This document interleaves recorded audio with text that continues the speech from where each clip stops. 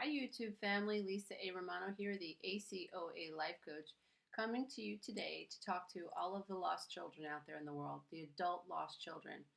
If you are someone who feels like they never had a childhood, and what I mean by that is if you are someone who feels like you were invisible psychologically, or if no one ever had time for you, or if your parents were off busy, involved in their own dysfunction or anxiety, and they never connected to you and you never had like a childhood, then I welcome you to this family. This is where we get to discuss things that have affected us when well, we can see the effects of it now in adulthood, but we are understanding that it all comes from childhood. So when you are a lost child, what ends up happening is that you're void of the ability to connect to self. Childhood is a time where children are supposed to be asking, what do I like? What do I need? What do I feel? What's important to me? And when you are a lost child or a child from a dysfunctional home, there's usually so much chaos in the home, or so many lies being thrown up against the walls, and the floors are made of eggshells, and the walls are made of jello, as I like to say, that it's really difficult for you to find that stable place and feel safe where you can explore the world and feel safe about exploring the world. For those of us who grew up being emotionally abused in alcoholic homes and drug addicted homes and worse, we felt so unsafe that we lived in survival. And so living in survival increases cortisol and adrenaline, and that shuts down the brain's ability to be creative and to imagine being singers and imagine being dancers and imagine being artists. We just can't do it when we're living in survival as children. And then when we're about 12, we go out into the world and we start living off this programming that we learned. So that's that's a Reader's Digest version of what happens. But I'm all about hope and recovery because I have recovered. And so I do these videos to bring you hope. And because I knew how important hope was to me when I began my recovery journey. And that's why I do these videos, because I want you to know that recovery is possible and it's doable. But it's going to take everything you got. Like, you is 24/7 going to have to think about what you're thinking. And if you have a codependent thought, you're going to have to catch it and say, oh, that's codependent. Like, I can't control people and people can't control me. And other people's anger is not my issue. My issue is to tell my truth in a nice way, say what I mean and mean what I say. That's really the agenda. But what I want to do is I want to leave you guys in a short 5-minute video with a piece of information that I really think might be very beneficial. Any true recovery has got to be rooted in self-acceptance. So that means even if you're not a very nice mom right now, and you're crazy and full of anxiety and you're screaming and yelling and beating your kids and, condemning your kids and criticizing your kids, and you're just coming into the awareness that, oh my God, like I'm programming my children to disconnect from self, I'm going to teach them to attract that type of a partner because that's all they know. So when you start waking up, it can be a very, very bittersweet moment.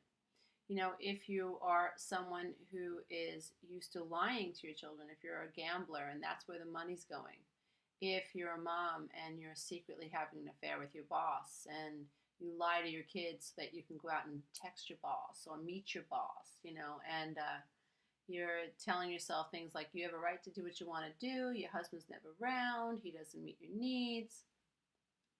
Well, there's a better way. The truth shall set you free, but that's not easy. The first part of this journey must be for you to accept where you are. And so if you are not offended by this video and you are able to transcend the first kick to the ego that says, oh, that's not me, or that's me, but I have a right to do those things.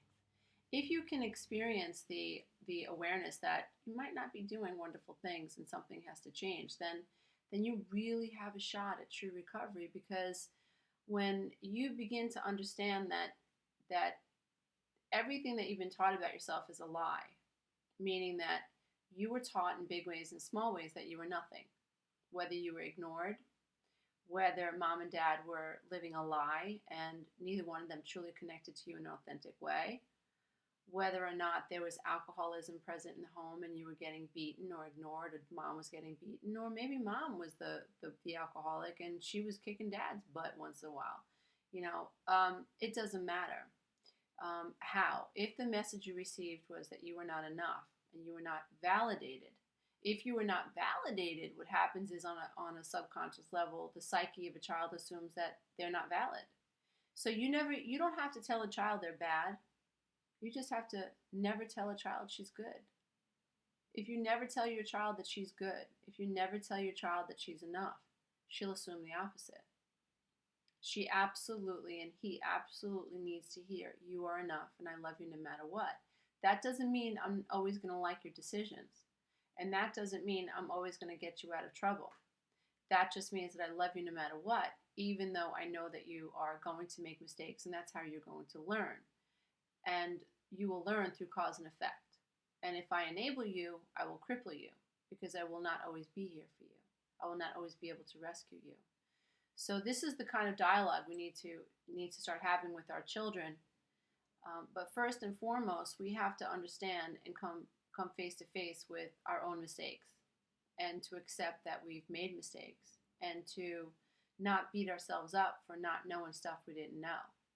Like when I was first coming through the veil, as I like to call it, and waking up, there was a whole lot I had to look at and take accountability for. And let me tell you something, it was humbling. It was humbling.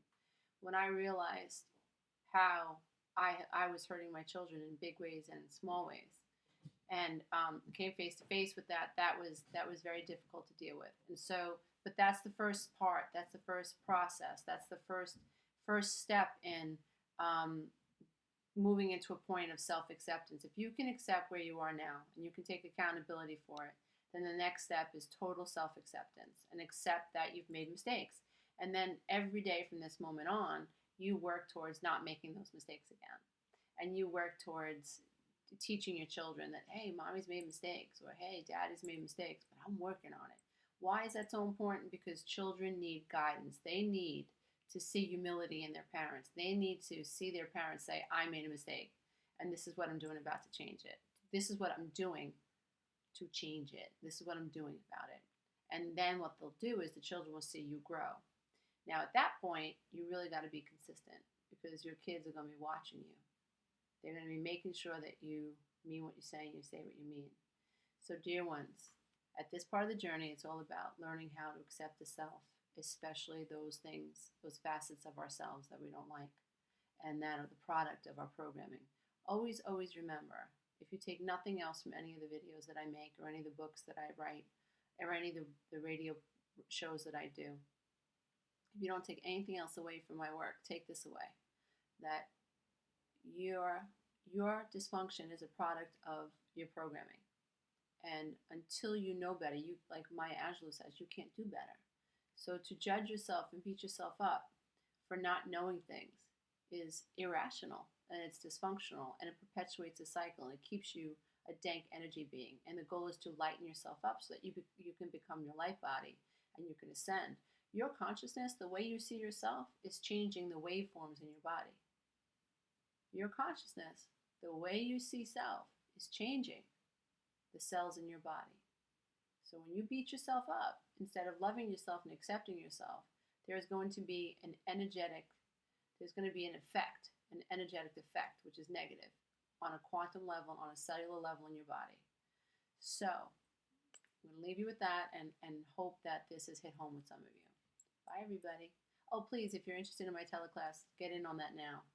You can go to my website at www.healingselfesteem.com. My name is Lisa Romano. I'm the author of The Road Back to Me, My Road Beyond the Codependent Divorce, Loving the Self-Affirmations, and Quantum Tools to help you heal your life now. Healing is good, dear ones. There is life. There is life on the other side of dysfunction. Just gotta never give up.